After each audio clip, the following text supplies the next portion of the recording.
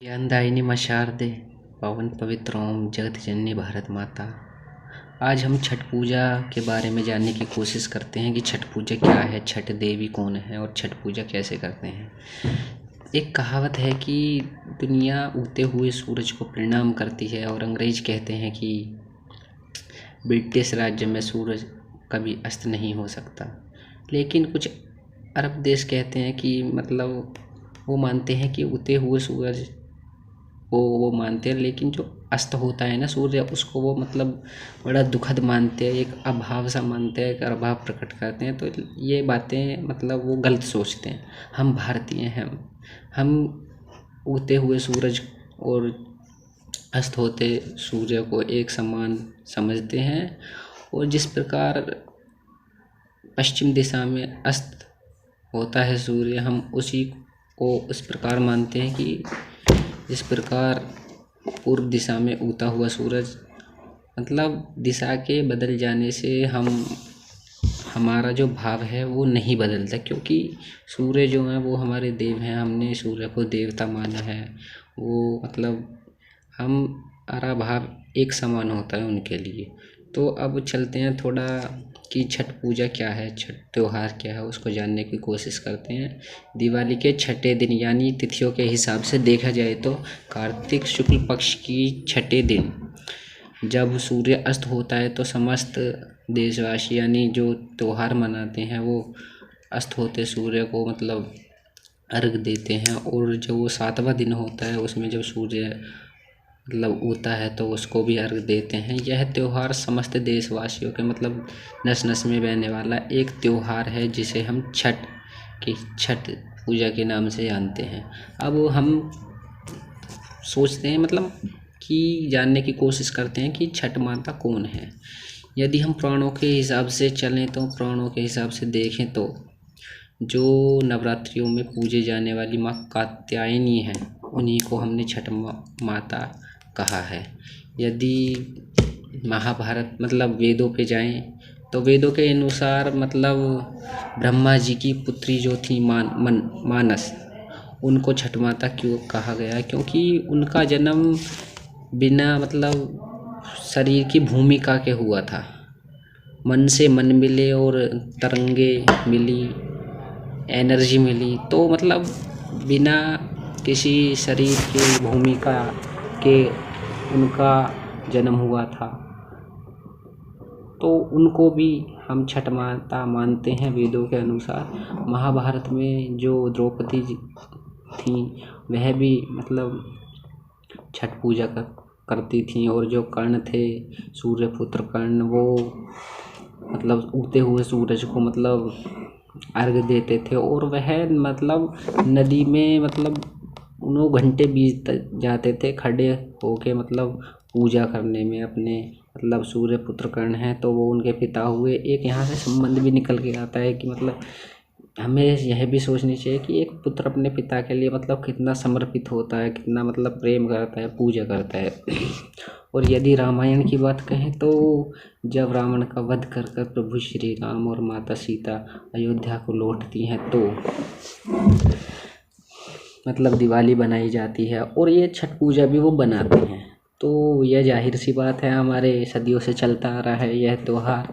ये बड़ा ही मतलब अच्छा विषय है और इसके पीछे एक बहुत अच्छी कहानी है कि ये मतलब कहाँ से परंपरा चली। एक राजा होते हैं राजा प्रियव्रत, और उनकी रानी होती है मालिनी। मतलब उनको कोई संतान उत्पन्न नहीं हो पाती तो वो ऋषि कश्यप के पास जाते हैं, ऋषि कश्यप के पास, और उनको ये मतलब सारी बातें बताते हैं। तो उनको कहते हैं कि पुत्र प्राप्ति के लिए आपको एक यज्ञ कराना होगा। तो वह मतलब यज्ञ कराते हैं उनके कहने पे, और उन्हीं से कराते हैं महर्षि कश्यप से। जब वो यज्ञ कराते हैं, यज्ञ समाप्त हो जाता है तो वो प्रसाद के रूप में गुड़ की खीर होती है तो महर्षि कश्यप उनको देते हैं। और कुछ समय बाद उनको एक पुत्र भी प्राप्त होता है, लेकिन उसमें भी वो जो पुत्र होता है वो मृत अवस्था में होता है, मतलब मरा हुआ पैदा होता है। उनको मतलब बहुत दुख होता है। तो राजा जो होते हैं प्रियव्रत, वो निर्णय करते हैं कि हम मतलब मेरा जो पुत्र है मतलब एक संतान ही उसका सभी कुछ होती है। एक पिता के लिए उसका संतान सब कुछ होती है, उससे बढ़कर उसके लिए कुछ भी नहीं होता। तो वो मतलब कि मैं जीवित करके क्या करूँगा जब मेरा पुत्र ही नहीं रहा। तो वो शमशान घाट जाते हैं अपने पुत्र को लेके। तो तभी माँ देवी प्रकट होती हैं, और जिनको छठ देवी कहा गया, छठ देवी कहा गया, और षष्ठी भी उनका नाम है, अन्य नाम। इससे षष्ठी जो नाम है ये ऐसे पड़ा कि ये षष्ठी के छठे भाग से मतलब उत्पन्न हुई थी, तो इनको छठ देवी भी कहते हैं। षष्ठी भी नाम है इनका। और जब वो उनसे कहती हैं कि राजन, यदि तुम मेरे मन से मतलब पूजा करोगे, कामना करोगे, व्रत रखोगे, तो तुम्हें मनोचाहा वरदान मिल सकता है। तो वो ऐसे ही करते हैं और उनको एक पुत्र प्राप्त होता है कार्तिक शुक्ल पक्ष की छठे ही दिन को। तो तब से यह तो मतलब रीति रिवाज या परंपरा छठ पूजा के नाम से चलती आ रही है, छठ त्योहार। तो हम चलते हैं अब मतलब छठ पूजा हम कैसे बनाते हैं, क्या क्या होता है इसमें, कैसे कैसे। ये जो छठ पूजा का त्यौहार होता है ये 4 दिन का होता है। इसमें जो पहला दिन होता है उसे नहाए खाए के नाम से जाना जाता है। इस दिन सभी मतलब जो भारतवासी होते हैं वो अपने घर को साफ करते हैं, नहाते हैं और मतलब पवित्र करते हैं। पहले दिन का उद्देश्य यही होता है, मतलब पूरे घर में चौका, बर्तन वर्तन सभी चीज़ें जैसे हम अपने दिवाली पे करते हैं ना, छोटी दिवाली में पहले घर की साफ सफाई, ऐसे ही पहले दिन नहाए खाए होता है। और जो दूसरा दिन होता है खरना, उसे एक खरना कहते हैं। खरना का मतलब जाता है जैसे खीर।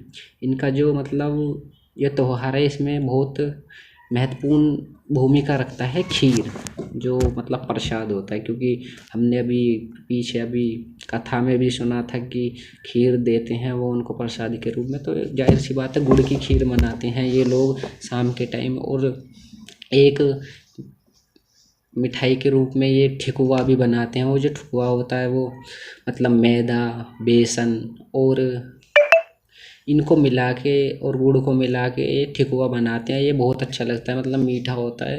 और यदि पकवान की बात करें तो ये मतलब लौ की दाल बनाते हैं पकवानों में, जो मतलब जो ये 3-4 टाइप के पकवान बनाते हैं। और जो खीर बनाते हैं ये गुड़ की होती है। इसमें मतलब ये बिल्कुल भी पानी का यूज़ नहीं करते, ये दूसरे दिन की भूमिका होती है। और यदि तीसरे दिन की बात करें तो ये संध्या अर्घ के नाम से जाना जाता है। संध्या अर्घ के नाम से इसलिए जाना जाता है क्योंकि इस दिन जो व्रत रखते हैं, व्रती जो होती हैं वो मतलब निर्जल व्रत रखती हैं, सुबह से लेके मतलब पूरे दिन व्रत रखती हैं। ये 36 घंटे का व्रत होता है, 36 आवर्स का। ना इसमें मतलब एक बूंद पानी भी नहीं पी सकते, नहीं यूज़ कर सकते उस पानी को। तो जब ये व्रत रखती हैं तो जो संध्या अर्घ, ये संध्या अर्घ के नाम के पीछे भी एक रीज़न है। जैसे ये जो तीसरे दिन होता है शाम को, ये वहाँ पे जाती हैं किसी नदी या तालाब के पास जाती हैं। और वहाँ पे जब जाती हैं तो ये जब शाम के टाइम सूरज अस्त होता है तो उसको अर्घ देती हैं। तो यहाँ से ये संध्या अर्घ कहलाता है। तो मतलब ये जब नदी के पास जाती हैं तो वहाँ पर एक ये वेदी बनाती हैं, और इस वेदी को मतलब आटे से मतलब चारों तरफ से लिपाई करती हैं, उसकी चौका सा फेरती हैं आटे से। और उसके चारों तरफ गन्ने लगाकर, यानी जैसे हम गोधन पे लाते हैं ना गन्ने, वो गन्ना पूरा मतलब ऊपर से मतलब काटते नहीं हैं। और उन चारों गन्नों को मतलब चारों कोनों पे वेदी के लगा के, और उसको ऊपर से एक ऐसे कोनों पर मतलब चारों गन्नों को एक साथ मिला देते हैं। और उसको मतलब किसी कपड़े से या फिर साड़ी वगैरह या चुन्नी से उसको बांध देते हैं।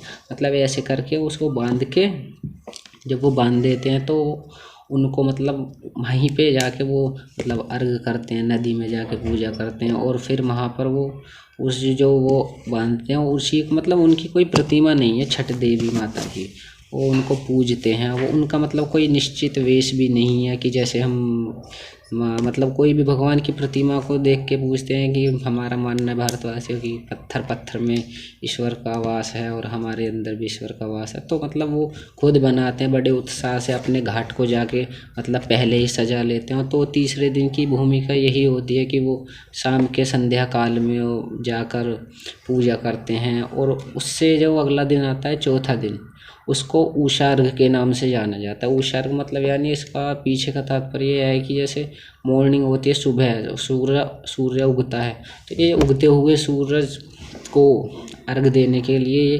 प्रक्रिया चलाते हैं। तो जैसे ही सुबह होती है तो मतलब सूर्य उगने से पहले ही अपने घाटों पे पहुंच जाते हैं। जो जो लोग व्रत होते हैं बड़े उत्साह से जाते हैं।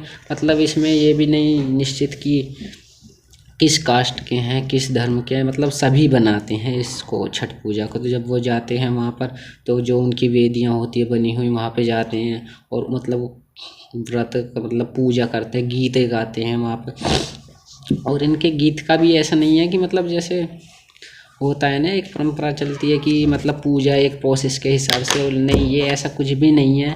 मतलब कि यदि कोई त्रुटि हो जाती है व्रत रखने में या कुछ हो जाता है, मतलब छठ जो माता होती हैं, भगवान जी, वो नाराज़ नहीं होते। यदि भगवान नाराज़ हो जाएंगे तो वो भगवान ही, मतलब वो भगवान ही नहीं है। जो भगवान होते हैं हमारे ईश्वर हैं, जो हमारे धर्म में कहा गया है। मतलब भगवान की कृपा सब पर होती है, तो इससे भी कोई वो द्वेष नहीं है। तो मतलब ये 4 दिन का ये प्रोसेस होता है और फिर ये वहाँ पर चौथे दिन व्रत मतलब खोलते हैं अपना। और ये क्या करते हैं, मतलब आपस में महानदी के घाट पर अपने प्रसाद बांटते हैं। ना कोई ऊंच ना कोई नीच, सभी मतलब खुशहाली से पूरे घाट भर जाता है इनकी। और जब पूजा करते हैं मतलब फिर, और एक दूसरे की जो वेदी होती है उनके सामने नतमस्तक होते हैं, मतलब झुकते हैं और पूजा करते हैं। और यही ये कथा, मतलब ये जो छठ पूजा थी, इसका मतलब यही सब होता है, यही सब है। मेरे भी जानने की बड़ी उत्सुकता थी कि छठ पूजा क्या होता है, छठ पूजा में क्या होती है। लेकिन मैंने कहीं से मतलब देखा, अच्छा मतलब थोड़ा बहुत पढ़ा और किसी पूछा भी मैंने। और मैं भी यही चाहता हूँ कि आप सब भी जाने अपने त्योहारों को, अपनी रीति रिवाजों को, अपनी संस्कृति को। यदि हम अपनी संस्कृति, अपने त्योहारों को, अपनी सभी परंपराओं को नहीं मतलब पढ़ेंगे, नहीं सुनेंगे, तो हम बहुत मतलब आगे बढ़ने की इस भीड़ में हम पीछे खिसकते जा रहे हैं। मतलब जो हमारे वेदों पुराणों में 1000 साल पहले ये जो बातें लिखी थी, ये त्योहार जो चलते आ रहे हैं, हम इन पर विश्वास नहीं करते। कुछ लोग ऐसे होते हैं और बहक जाते हैं दूसरे के कहने पर, मतलब अपने जो सच है उसको झूठ मानते हैं, जो दूसरा गलत बताता है उसकी गलत बातों को हम मतलब सही मानते हैं। ये गलत है सभी मतलब। तो हमें अपने मतलब ज्ञान होना चाहिए अपने संस्कृति के बारे में, अपने त्योहारों के बारे में। और इसी के साथ मैं छठ पूजा की हार्दिक शुभकामनाएं मतलब बहुत बहुत आप सभी को देता हूँ। और अच्छे से सेलिब्रेट कीजिए छठ पूजा। जय हिंद, जय भारत।